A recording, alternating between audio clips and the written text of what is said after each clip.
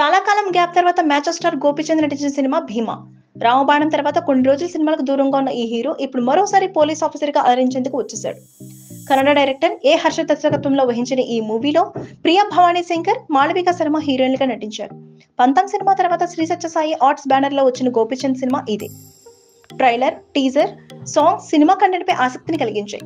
ఈ మూవీ మహాశివరాత్రి సందర్భంగా ఈ రోజు మార్చ్ 8న థియేటర్లో గ్రాండ్ గా రిలీజ్ అయింది. ఇప్పటికే ఈ మూవీని చూసిన ఆడియన్స్ మూవీ ఎలా ఉందో ట్విట్టర్ వేదికగా కామెంట్స్ చేస్తున్నారు.